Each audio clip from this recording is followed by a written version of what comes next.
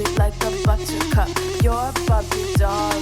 Show them all what I'm made of. Strut down the hall.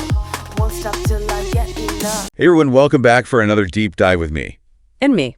All right, so today we're going to be taking a look at Aston Villa's recent Champions League match. Against Monaco. Right, yeah, against Monaco. Okay. And it wasn't a good night for the Villains. No, it wasn't a good night at all. They lost 1-0. Yeah. Which, you know, on the surface, that scoreline might seem pretty straightforward. Right.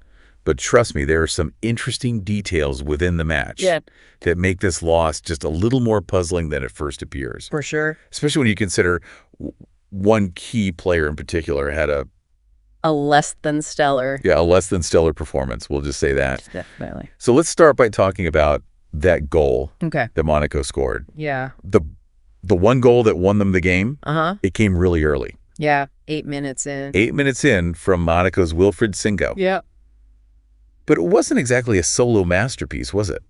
No, not at all. It was actually a follow-up header. Right. After a corner kick. Okay, so a corner kick. Yeah, you know, and this is something we see all the time. Yeah. Set pieces like corners and free kicks, they can be real game changers. Right. They disrupt the flow of play. Yeah. You know, everyone's out of their usual positions, and it just creates these moments of vulnerability. Okay, yeah, I see what you mean. Even for teams with strong defensive structures. So this match report that we're looking at is being pretty harsh on Aston Villa's goalkeeper. Emi Martinez. Wow. Yeah, and that might come as a surprise to some people. Especially since he's a World Cup winner. Exactly, he's a World Cup winner. Yeah. But the headline here is pretty brutal. Is it really rough? I mean, it just says straight up. What's it say? Emi Martinez, you are not the world's #1. Wow. Yeah, so let's unpack why he's being singled out like this. Okay. So we talked about the corner kick. Right. And Singo's goal. Well, the report claims that Martinez actually made a pretty big error. Oh, really? Yeah. In what way? Well, the initial shot came from Thilo Kehrer, and Martinez did manage to parry the ball away. Okay, good. But instead of pushing it out wide to safety, oh, no. he directed it straight up in the air. Oh, so it just stayed in play. Yeah, and, you know, for a goalkeeper. At that level especially. Yeah, that's a big no-no. Yeah, you're basically giving the other team a second chance to score. Exactly, and that's exactly what happened. So it just fell right to Singo then? Right to Singo. Yeah. And he just had this easy header into an open goal. So it sounds like being a top goalkeeper, it's not just about shot-stopping ability. Right, it seems like. It's more than that. Yeah, it seems like decision-making and positioning are just as important. Absolutely. You got to be able to read the play, anticipate where the ball's going to go, and make those split-second decisions. And sometimes those decisions can make or break a match. For sure. Even for the best players in the world. Even World Cup winners. Like Emi Martinez. Yeah, exactly. So we've established that Martinez's handling of that corner kick wasn't his finest moment. Right. But I'm curious, was that one mistake the sole reason Aston Villa lost? Well, you know, football's a complex game. Sure. It's rarely that simple. Right. And when we look at Aston Villa's overall performance, they definitely struggled in other areas as well. Like what? Particularly in their ability to convert chances. Oh, so they had opportunities. Yeah, they actually had several good opportunities to score throughout the match. Really? But they just couldn't capitalize on them. Okay, so that's got to be frustrating for the fans. It is incredibly frustrating when your team's creating chances but not finishing them. And the report highlights a few players in particular. Oh, yeah. Like who? Leon Bailey apparently had a couple of decent looks at goal. Okay. Morgan Rogers was causing some trouble down the flank. And even Ollie Watkins, their main striker. Yeah. He was in some good scoring positions. He usually is. But he just couldn't find the back of the net. You know, if even one of those chances had gone in, the game could have been completely different. Totally different. And, you know, this lack of, what's the term? Clinical finishing. Clinical finishing. Right. Yeah, this is something that plagues so many teams. Even at the highest levels. Yeah, it doesn't matter how good you are. Nope. If you can't finish those chances. All that build-up play. Yeah, it's all for nothing. Well, it's meaningless. So we've got a shaky performance from the goalkeeper. Right. And a lack of sharpness in front of goal. Yeah. Not a great night for the Villains. Not looking good. What about the second half, though? Yeah. Did they manage to turn things around? Did they regroup? Did they make a comeback? I mean, they tried. Yeah. The report mentions some late surges, you know, from Matty Cash and substitute John Duran. But it wasn't enough. It just wasn't enough. Like they just didn't have that spark. Yeah, they seemed to lack that energy. Right. And that real cutting edge, That would have been needed to really turn things around. To really make a comeback, yeah. So that early goal from Monaco kind of took the wind out of their sails. It did. It really did. And, going back to those missed chances. Yeah. It makes you wonder if there's something deeper going on here. Deeper. Yeah. Like, is this a systematic issue with the team? Is it something that can be fixed with training? That's a really good question. Or is it more about, individual player mentality? It's something that a lot of managers and coaches debate. I bet. Some people think that clinical finishing, it's just this innate quality. Okay. Like you either have it or you don't. You're born with it. Yeah. But personally, I think it's a skill that can be developed and improved upon. Okay. So you're saying with the right kind of training? With the right kind of training and focus, absolutely. So what does that training look like? Right. Is it just, repetition? Repetition is definitely part of it. Yeah, like just shot after shot after shot. Sure, but it's also about decision-making. Right. Under pressure. Yeah. Understanding different shooting techniques.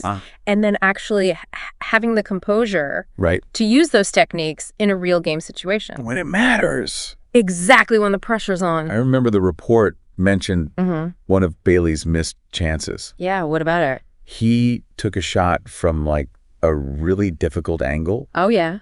And it just sailed wide. Right. Maybe if he had taken a moment to, compose himself, right, he could have maybe cut inside. Yeah. And had a better shot. A more controlled shot. Or maybe even pass to a teammate. Yeah, maybe a quick pass would have been the better option. If they were in a better position. Exactly. Wow. So it's about developing that game intelligence. Okay. That awareness of your options. And then the ability to choose the best one. Yeah. In that split second. When you have to make a decision. Right.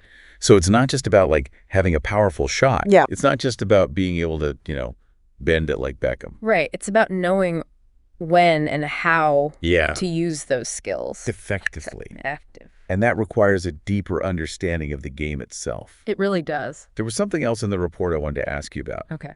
It mentioned Monaco's defensive tactics. Yeah. Apparently they were playing very defensively. Very compact. Yeah. And it made it really difficult for Villa to penetrate. Right. Do you think that played a role? Oh, absolutely.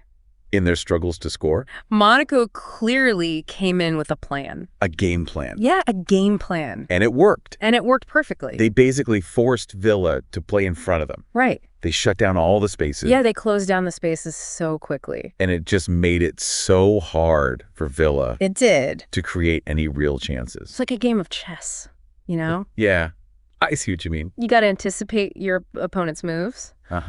And adjust your strategy accordingly. So, in a way, Monaco's strong defense just made Villa's weaknesses even more apparent. Yeah, even more apparent. I think that's fair to say. Okay. Maybe if Villa had been more clinical with their finishing, they could have broken through Monaco's defense.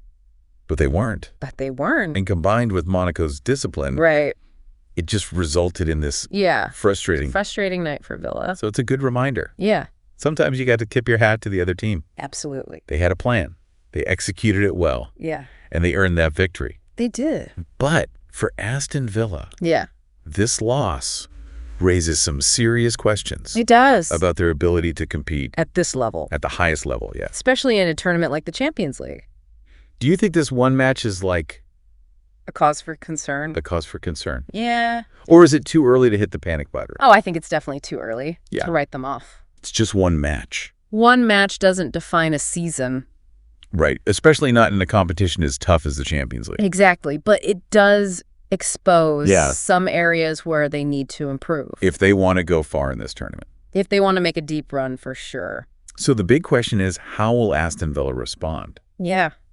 Will they see this as a wake-up call? Right. A chance to get better? Learn from their mistakes. Or will they let it get to them? Yeah, will they let it affect them going forward? You have to wait and see. And that's what makes it so interesting, right? It is. You never know what's going to happen. Yeah, you're always on the edge of your seat.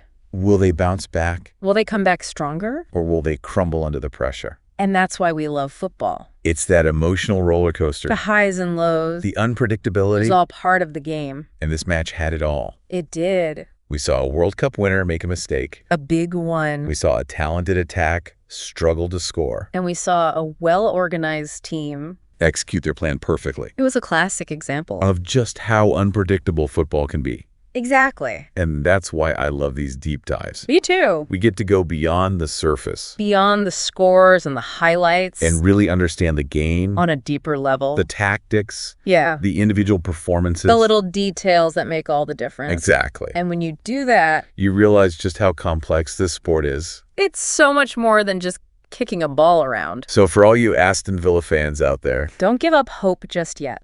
It's a long season. And there's still plenty of time to turn things around. And for everyone else, keep watching, keep learning. And keep enjoying the beautiful game. Until next time.